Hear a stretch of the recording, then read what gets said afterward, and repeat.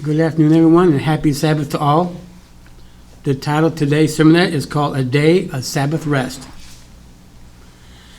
And we've seen signs for businesses and products and whatnot. The Sabbath is described as a sign between God and his people. And I would like to begin in Genesis 2:1-3. Thus the heavens and the earth were finished, and all the host of them. And the seventh day God ended his work which he had made, and he rested on the seventh day from all his work which he had which he had made. And God blessed the seventh day and sanctified it, because that in which he had rested from all his work which God created and made. Genesis 2:1-3 is a foundational example for God's people, showing that God even rested on the seventh day and blessed it, setting it apart from all the other days to give us a day to be away from the world and the ways of the world. And then continue in Exodus 28-11.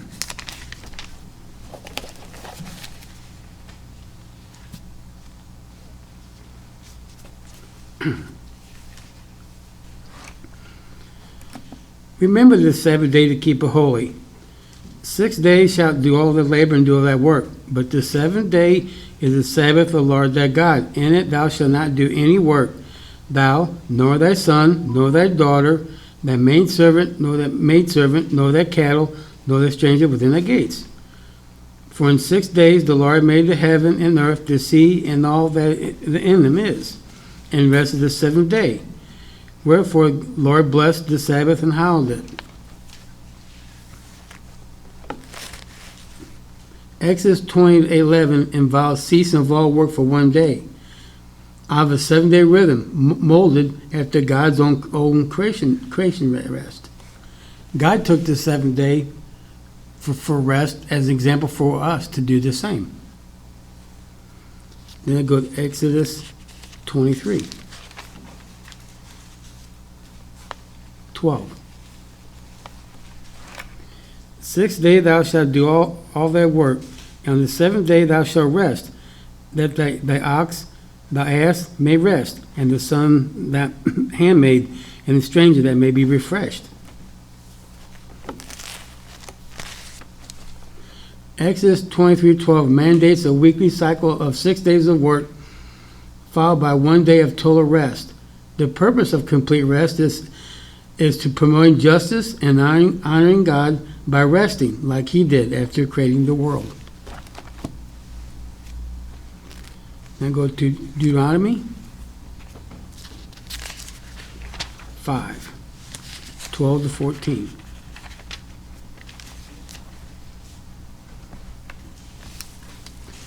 Keep the seventh day to sanctify it, as the Lord thy God hath commanded thee.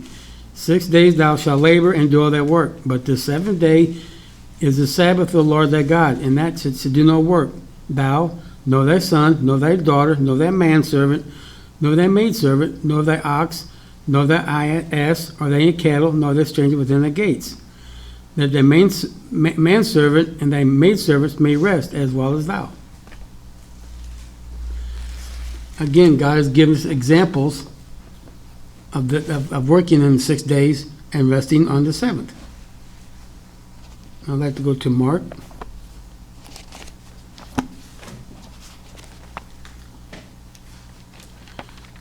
2:27. And he said unto them, the Sabbath is made for man, and not man for the Sabbath. The Sabbath was created to serve human needs, not the other way around. The Sabbath purpose is rest and refreshment, not a burdensome set of rules. Now I'd like to go to Luke 13.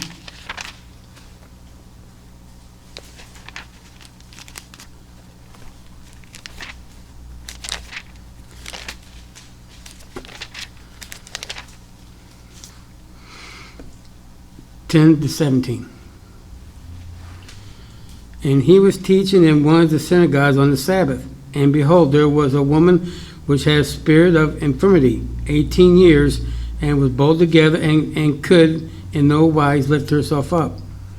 And when Jesus saw her, he called her to him, and he said to her, Woman, thou art loosened from thy infirmity. And he laid his hands on her, and immediately she was made straight and glorified God. And the ruler of the synagogue answered with indignation, because that Jesus had healed on the Sabbath day, and said unto the people, There are 6 days in which men ought to work. In them there come, and he healed, and not be on the Sabbath day. Excuse me.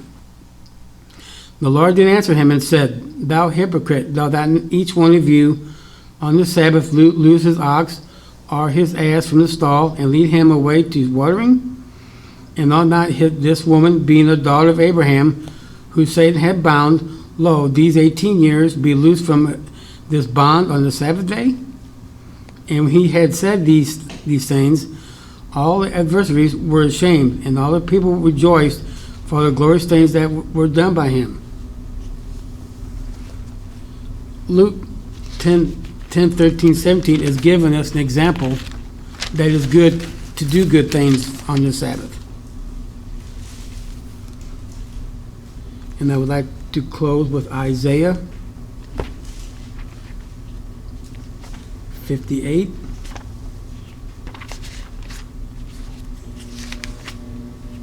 (13 to 14).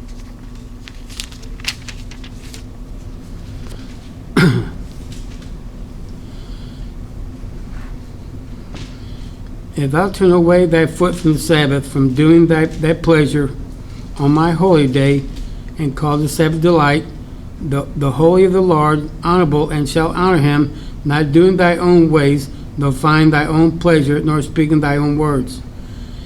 Then shall delight thyself in the Lord, and I will cause thee to ride upon the high places of the earth, and feed thee with the heritage of Jacob thy father, for the mouth of the Lord hath spoken it. The Sabbath day is not only a day of physical rest, but also a day of rejuvenation, a day from the stressful ways of the world. The Sabbath was not meant to be a task or a burden. Therefore, we should not make it be so, but make it a joy of pleasure to worship God and to be with those of like minds and just to rest. Thank you. Now the main message, Darrell Trickey. Thank you, Dan.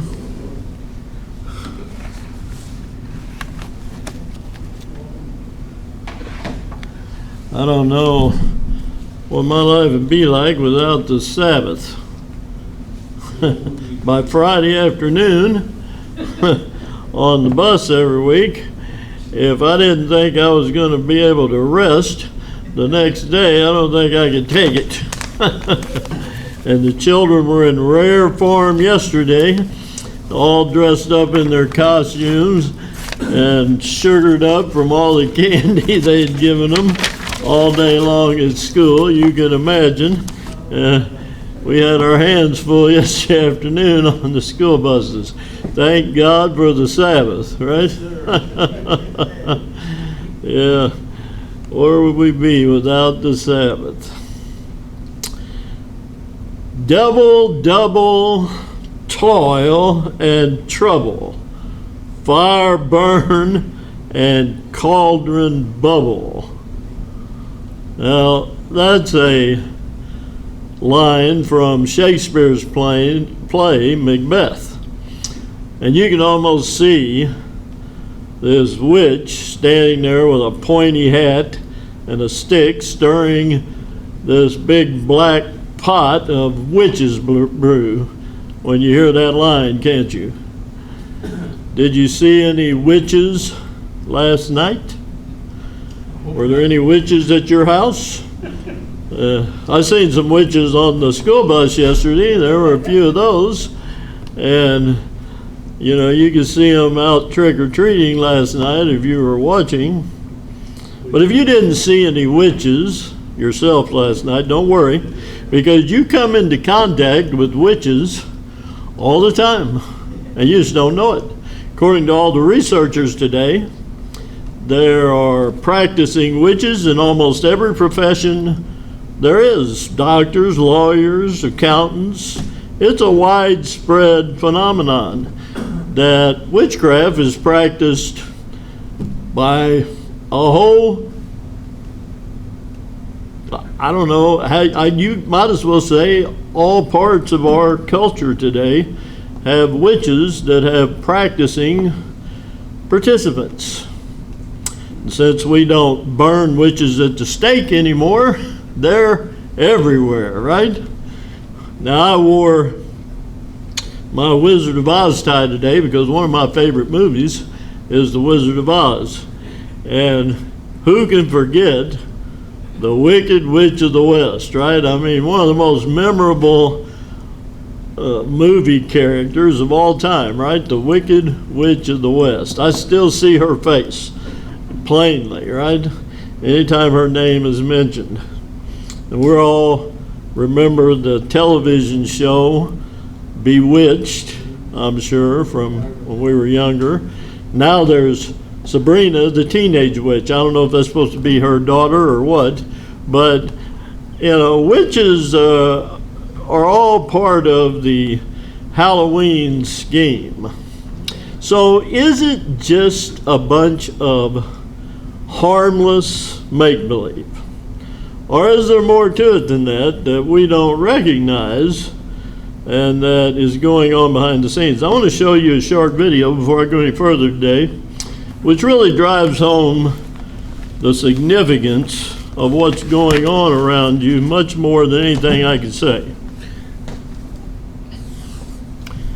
If I can get this to work the way I want it to.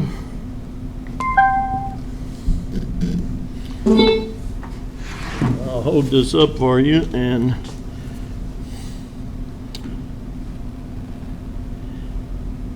hopefully this speaker will catch all that sound. Coven as a child by his grandfather and continued participating for many years. I recently asked Glenn about his involvement in the importance of Halloween to the occultist. Well, my involvement in satanic worship was, I was involved in it as a child. Of course, I was a generational Satanist, what they call a generational Satanist, and what that means is that my family was involved in it, and their family before them.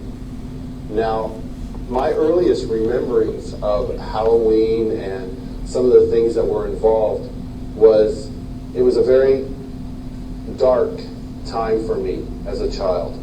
It was something that I didn't enjoy.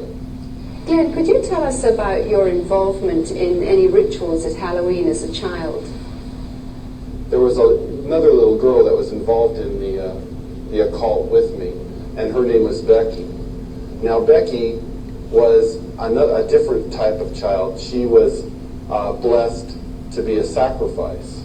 I was being blessed to be a high priest, where she was being blessed and born into the coven there to be a sacrifice. Now, we were in a ritual where we were married together. It was a marriage to the beast, and me and the little girl were married together, and there was a lot of sexual abuse that took place, and a lot of blood that was spilled over us, joining us together.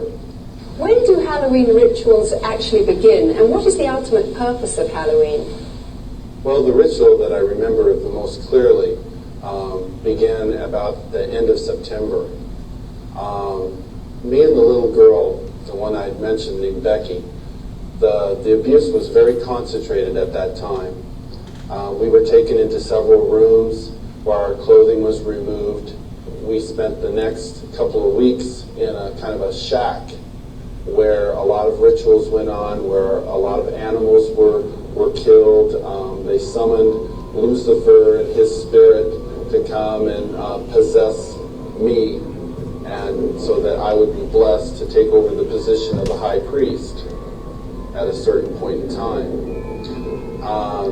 Now, Halloween night, they had again put me and the little girl in the back of this van, and we again drove off, which seemed like for a long time. We were drugged once again, and we finally came to this stop. They took the little girl out and they left me in the van. I could hear a lot of commotion that was going on outside. people that were screaming and yelling and this low murmuring and a moaning noise that was going on, like some kind of a low chanting noise that was going on. So I knew in my mind there was some type of a ritual going on because I'd heard that many times before. You know, it was real common to see people fall on the ground and convulse and go into convulsions during rituals and stuff with the demonic presence that were around. And finally, a woman came to the back of the van and she said, "It's time to go." And she brought me out of the van, and I could see that there was just a lot of people around. Some were dressed in dark brownish kind of robes with hoods over them. They took me up and they led me up to this stone altar. And I remember I saw the little girl, and she was on the altar. Now, at first, you know, I just wondered what was going on because you never knew. I mean, they used the altar for a lot of different things. They could have just been sacrificing an animal over, could have been a sexual abuse from the high priest on to her. You know, it was a hard thing to know for sure. Well, they ushered me up to the altar, and I could see that they had bound her feet. They had her feet spread apart, her legs, and they had bound them to the ends of the altar, and they had taken her arms, which were laying out this way, and roped them to the altar, which had little kind of like hooks, which they could bind the ropes around. And she was really white. I remember seeing her, and she was just real pale and real white. And I noticed that they had slit the bottoms of her feet and her wrists, and they were taking the blood that was running out of those areas and putting them into chalices and passing those cups around to different people who were partaking of her blood. Then the high priest, he took the athami, or the ritual knife, and he picked it up and he put my hand on it, and then he forced it into her chest. So when I think back on Halloween, you know, over that period of time that happened, you know, that was the climax event, Halloween night, where they killed that innocent little girl. And this is something that's happening every Halloween. That's not just an isolated event. I mean, there are children all over the world who are losing their lives during Halloween night, and yet we, as a society, we go out and celebrate it, and we go door to door and we ask for candy, and it's a big celebration to us. And I think it's quite ironic how one group of people are thinking it's fun, and another group of people are taking human life, and yet they don't. You know, there seems to be this wall, and nobody wants to face the facts of what's really going on.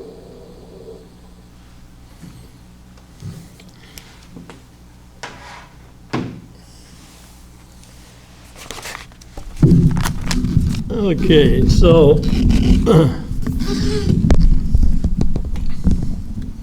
I think that made the point about Halloween night better than anything I could have told you,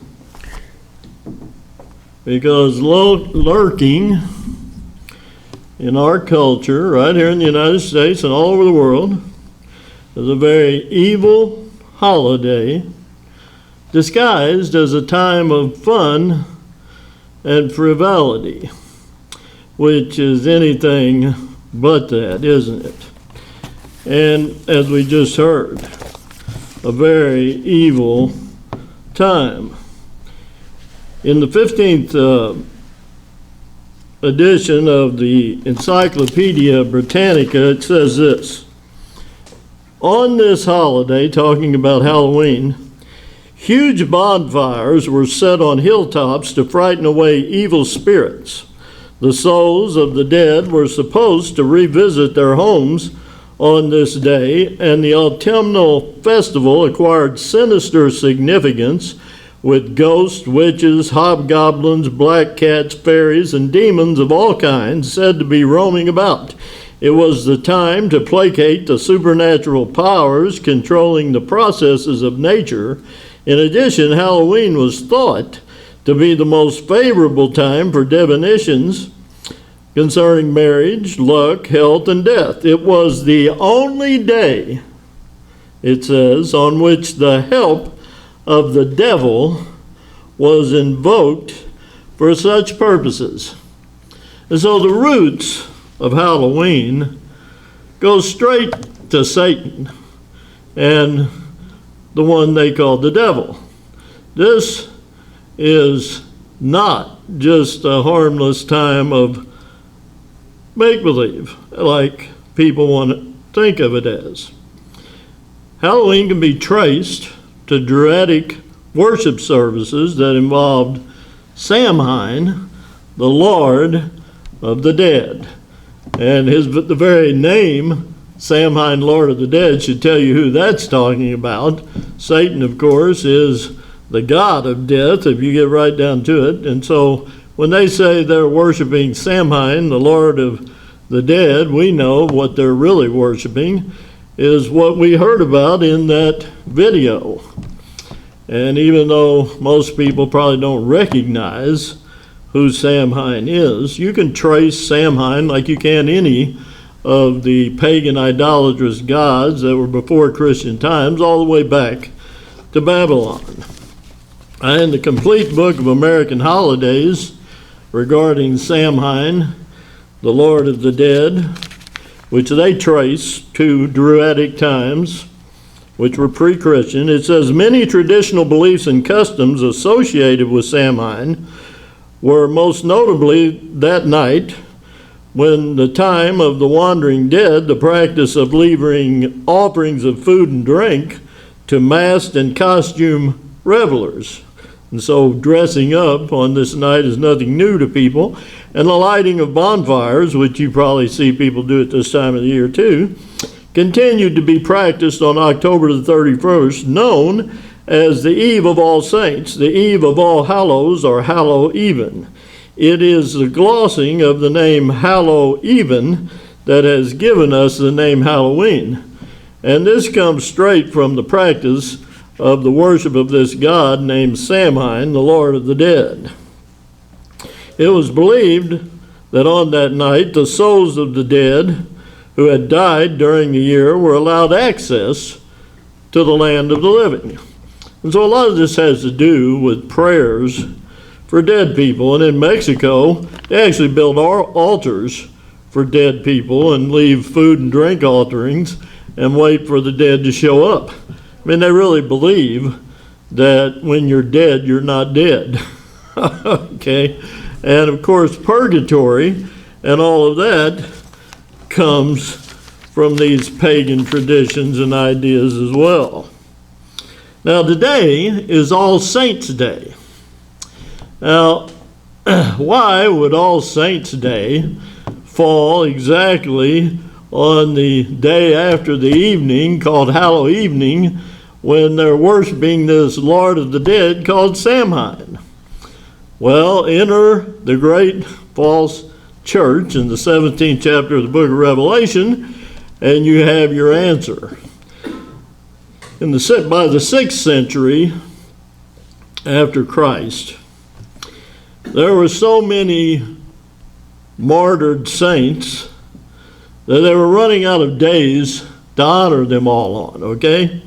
And so Pope Boniface, at that time, that was the Pope, declared a day called All Saints' Day, and it wasn't November the 1st. Then in the 8th century, Pope Gregory declared All Saints' Day November the 1st, which was the day after, of course, the day when they had all been worshiping Samhain, the Lord of the Dead. So why did they choose that day to honor these saints? Why not do it some other day? Well, in the complete book of American holidays, it explains quite well why they did that. It says that the date coincided with Samhain was no accident. The church was still trying to absorb pagan celebrations taking place at that time. So this really began All Saints' Day, which is today, no different than Valentine's Day or Christmas and all the rest of it. There were already things going on in the pagan world, and they just decided to put a Christian face on a very pagan practice, and in this case, probably the most evil pagan practice imaginable that we call Halloween. The book continues, villagers were encouraged to masquerade on this day. Dress up, pretend you're somebody else, not to frighten unwelcome spirits, but to honor Christian saints. So when they dress up like little devils and ghosts and witches, they're trying to honor Christian saints, right? Yeah, right. You know that's not it. Of All Saints' days, relics of the saints that were still available at that time, apparently, like of the Apostle John or the Apostle Paul or whoever, were used. And, they would have great processions of all these people supposedly celebrating All Saints' Day, dressed as saints and angels and devils. And this religious masquerade resembled the pagan custom that preceded that, where they would parade ghosts to the town limits, right? Because they believed that the dead were alive at that time. And of course, this gave it a Christian face that was acceptable to the so-called good people of their time. And the church tried to convince people that these great bonfires that they lit were, instead of being in homage to the sun, which all this is rooted in sun worship, were actually there to keep the devil away. And so all of these people were involved in practices where they were openly really contacting the devil. And it all had to do with the worship and the prayers for dead people who they refused to accept are dead. Now, Alexander Hislop, in his book, The Two Babylons, explains this very well. Have you ever heard of extreme unction? Probably not. Most people don't use phrases like that in their everyday conversations, right?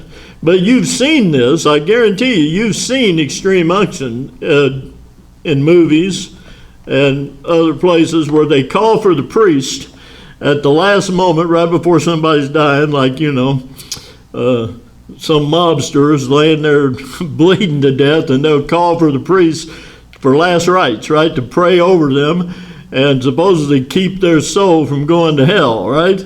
Because after all, you have an immortal soul, right? So you need somebody to make sure that soul don't end up in hell. And then you can pray for them later when they're in purgatory, right? This all goes back to Babylon. It all has to do with, the idea that you're not dead when you're dead.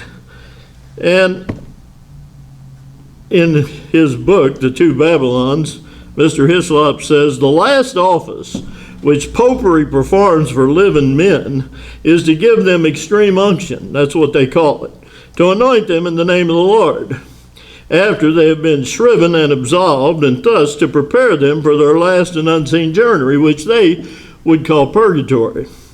Now, they excuse this and make, arguments about how they're anointing people the way you're told to get anointed by the elders of the church if you're sick, right? In James, which is a practice that we all keep. But they're doing it, supposedly, to keep these people, immortal soul, from being in the fires of hell, right?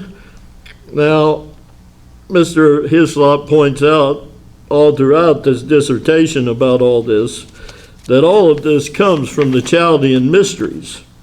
And there was a Babylonian god named Belus,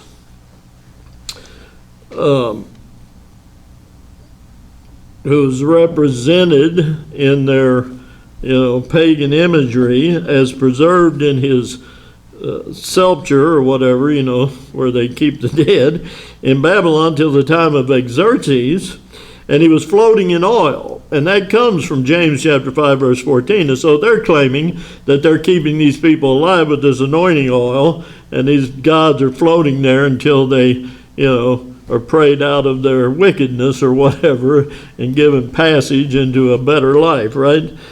And the same reason, no doubt, followed all of that right into Rome. And a statue of Saturn, for example, in Rome, was made hollow and filled with oil. And the reason, of course, was the same thing. They were trying to excuse themselves by pretending that they're anointing them, right, from sickness. It's a sickness, all right, they're dead. And you're not going to pray them out of it, right? Extreme unction, says Mr. Hislop, in every system, except that of the Bible, the doctrine of purgatory, which is prayers for dead people, has always been found to occupy a place. I don't care what culture you look in. Go wherever we may, in ancient or modern times, we shall find that paganism leaves hope after death for sinners who at the time of their departure were consciously unfit for the abodes of the blessed. For this purpose, a middle state has been feigned, in which, by means of a purgatorial pain, guilt unremoved in time may in future world be purged away, and the soul be made meet for final beatitude. And so this is a way to excuse people's evil behavior and supposedly create a different set of circumstances for them when they meet God, right? And in Greece, it was no different than it was in Babylon or in Rome. And Plato, who's the author, of course, of some people consider the immortal soul, in his play, speaking of future judgment of the dead, holds out hope in this play. I forget the name of it. But, you're in this play that Plato puts on, where a lot of people get their ideas about the immortality of the soul. It maintains that you're judged, and then you proceed to some subterranean place of judgment, right? But you're not dead because you have an immortal soul, and you sustain whatever punishment you deserve there in this subterranean level, if you watch this play that they put on. And then, eventually enough saints pray for you, and enough of your family and everybody, and you're relieved of all this, you receive your punishment, and eventually God accepts you into the eternal realm, So this is where the idea of purgatory, which they practice regularly today in the great false church, comes from. In Egypt, the same doctrine of purgatory was inculcated, but now we have a twist, because once this doctrine of purgatory was admitted into popular mind in Egypt, it opened the door, Mr. Hislop says, for all manner of priestly extortions. Prayers for the dead ever go hand in hand with purgatory, but no prayers can be completely efficacious without the interposition of the priest, and no priestly functions can be rendered unless there is special pay for the priests, okay? And so eventually this became all about money. Therefore, in every land, we find the pagan priesthood devouring widows' houses and making merchandise of the tender feelings of sorrowing relatives, sensitively alive to the immortal happiness of the beloved dead. From all quarters, there is one universal testimony as to the burdensome character and the expense of these posthumous devotions. And so it became all about money. Wilkinson writes that the priests induced the people to expend large sums on the celebration of funeral rites, and many who had barely sufficient to obtain the necessities of life were anxious to save something for the expenses of their death, which was mostly going to be to pay the priests to pray them out of their state of wickedness, right? Because it took priests to do that, supposedly. And so Mr. Hislop continues, the whole doctrine of purgatory which is prayers for the dead, is a system of pure, barefaced pagan imposture, dishonoring to God, deluding men who live in sin with the hope of atoning for it after death, and cheating them at once out of their property and their salvation. Because it's all false, and it's all nonsense, and you don't have an immortal soul, and if you didn't believe that, you wouldn't think that you could pray somebody out of being punished, would you? Mr. Hislop concludes his dissertation about purgatory and prayers for the dead this way. He says, extreme unction, which you see the priests performing, purgatory, and prayers for the dead were all derived from Babylon, period. It all goes straight back to Babylon, which is what your Bible says in the 17th chapter of the book of Revelation, when it describes this church who created All Saints' Day, which follows on the heels of this very evil, wicked day called Halloween. And so, when you think about that, it becomes pretty apparent, doesn't it, that Samhain, the Lord of the Dead, that they're all worshiping anciently, and who now they're supposedly honoring in the form of saints, is really all about Satan the devil, and how he has used that great false church to deceive everybody on this planet. Now, if you saw his stand reel, or if you were here for atonement, then you know that Satan is actually a very masquerading kind of a guy who is into fooling people and deceiving people and making them think he's somebody he's not. There's a great scene in The Phantom of the Opera, if you've never seen that, where this ghostly figure in this story lurks in the background to the very end of the story, and then all of a sudden he shows up in person at this masquerade ball. He's a very evil type of being, and he brings down the house on everybody. Well, Satan is actually planning on doing something very similar to that at the time of the end, which we all live in. Go back to Isaiah chapter 14 that we looked at on atonement. Let's remind ourselves of who this Samhain, the Lord of the Dead, really is, and what he's prophesied to do in our time.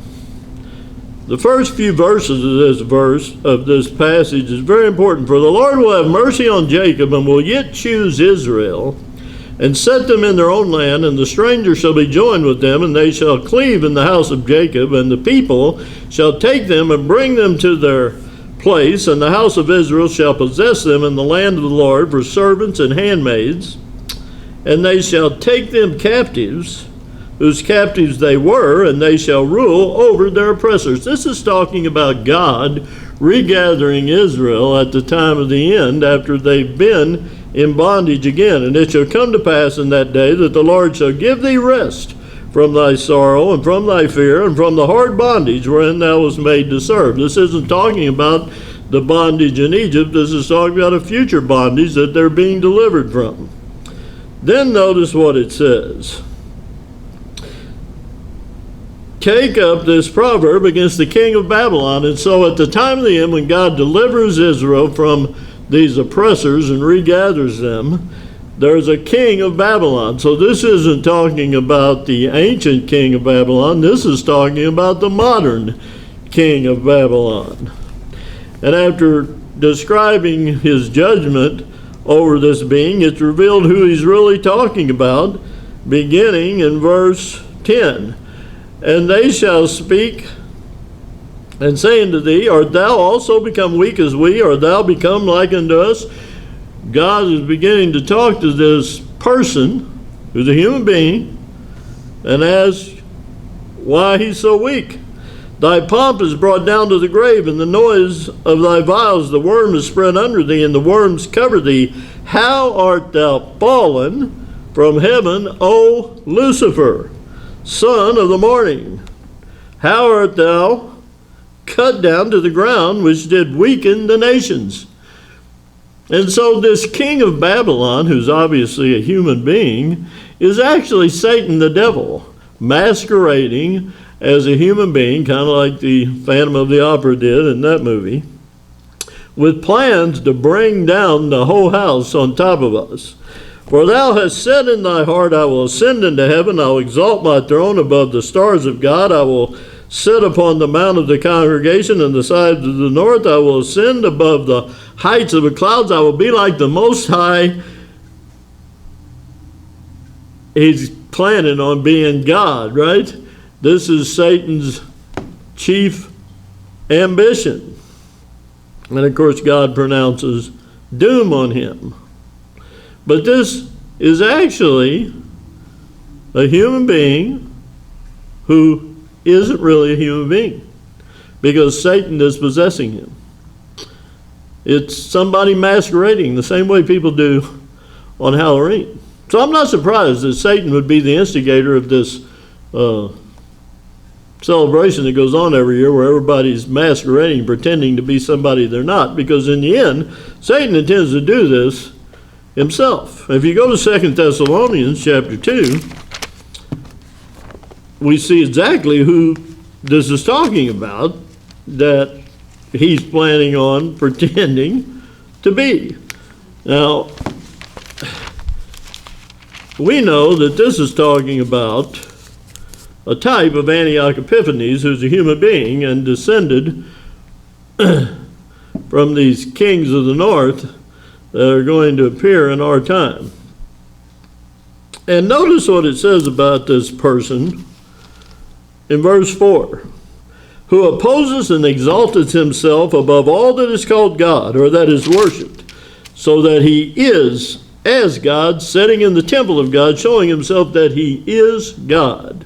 He has the same ambition as Satan the devil, who is actually Samhain, the Lord of the dead, that everybody has been fooled by over the years, thinking they have an immortal soul, and that they can pray themselves out of God's judgment. And this guy, we know, is going to align himself with this great false church in the 17th chapter of the book of Revelation that God calls Babylon the Great. And so it shouldn't be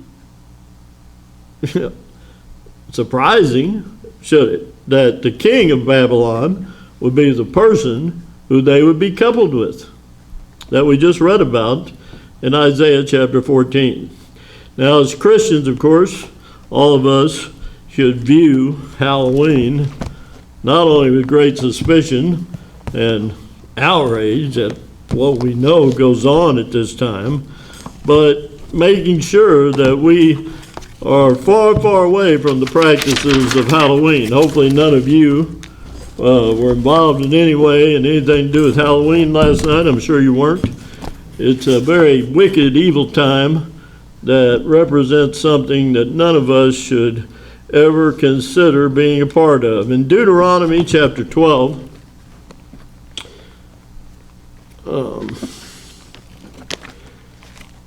God gave ancient Israel some very clear instructions about everything going on around them that would have looked a lot like the worship of Samhain, the Lord of the dead. This is, when God brought Israel into the promised land, they would have been surrounded by nations like Babylon, ancient Babylon, and others. And they would have all been doing all these things that are very similar to what the Druids were doing in regard to Samhain, the Lord of the dead. And God says to them very plainly here, beginning in verse 29, when the Lord thy God shall cut off the nations from before thee, whether thou goest to possess them, and thou succeedest them, and dwellest in their land, take heed to thyself that they be not snared by following them, after that they be destroyed from before thee, and that thou inquire not after their gods, like Samhain or whoever, whatever their name was, Belus or whatever. How did these nations serve their gods? Right? How did they worship Samhain, the Lord of the dead? What? They said prayers for the dead? Okay, let's do that. Even so will I do likewise. Thou shalt not do so unto the Lord thy God, for every abomination to the Lord, which he hateth, have they done unto their gods. For even their sons and their daughters they have burnt in the fire to their gods. On Halloween, as that guy pointed out in that video, who was involved in this firsthand, a lot of children are sacrificed to Samhain, the Lord of the dead, according to all the research that's been done. And that alone should be a reason for you and I not to want to have anything to do with anything in any way connected to Halloween. When the Apostle Paul and the early church encountered these things, they, of course, condemned them just like God condemns them here with ancient Israel. In 1 Corinthians chapter 10, it's always good to remind yourself that the God they're talking about here is the same one we just read about in Deuteronomy. Moreover, brethren, I would not that ye should be ignorant that all of our fathers were under the cloud, and all passed through the sea, and all were baptized unto Moses in the cloud and in the sea, and did all eat the same spiritual meat, and did all drink the same spiritual drink, for they drank of that spiritual rock that followed them, and that rock was Christ. The God who told ancient Israel in Deuteronomy not to have anything to do with any of that is the same God that we call Christ today. No different. And that God, Christ, has some very clear instructions about not having anything to do with any of these practices that are associated with all this pagan idolatry of the past, which has morphed into what we call Halloween today, which has very evil roots and is associated with the great false church, which we should all avoid like the plague. Go to 2 Corinthians chapter 6. Let's skip down to verse 14. Because perhaps this says it as well as it can be said about how we should all feel about Halloween and our involvement in anything like that. Be you not unequally yoked together with unbelievers. When they combine these pagan idolatrous practices with what they call Christian practices, like All Saints' Day, they're unequally yoked as far as God's concerned. They're not representing Him. That's a false Christianity, like you see described in the 17th chapter of the book of Revelation, by a very false church that God describes as a whore. We shouldn't have anything to do with that and not want to be yoked with that in any way. For what fellowship hath righteousness with unrighteousness, and what communion hath light with darkness? You and I are the children of light, the called out children of God. We want to have nothing to do with the kind of works and acts that are going on like that man described in that video, which is associated with all of this. And what concord hath Christ with Baal, or what part hath he that believeth with an infidel? As far as God's concerned, the people who do these things aren't Christian at all. And what agreement hath the temple of God, you and I, as human vessels that contain the Spirit of God, that makes you and I the temple of God, with idols? For ye are the temple of the living God. As God has said, I will dwell in them and walk in them, I will be their God, and they shall be my people. Have nothing to do with the evil practice of Halloween. Wherefore come out from among them, and be ye separate. You know, if you're not celebrating Halloween, which we're not, you stand out on Halloween, because there's a big party going on all around you every year, just like there is at the school where I'm at. You know, all of the bus drivers were dressed up yesterday, just like the children were. And of course, I wasn't, and I wouldn't be. And, you know, where's your costume? Well, I'm separate, aren't I? I'm not going to be part of that. And touch not, it says, the unclean thing, and I will receive you. Halloween is unclean, just like the unclean meat you read about in your Bible and everything else, like what that guy described in that video. And you and I shouldn't touch it. And I will be a father unto you, if you don't have anything to do with that. And you shall be my sons and daughters, saith the Lord God Almighty. And so as the called out children of God, you and I encourage all of you to have nothing to do with this evil practice of Halloween or All Saints' Day or any of the rest of this stuff that comes straight out of Babylon, promoted by the great false church, the 17th chapter of the book of Revelation, as we wait on Christ to rule all nations.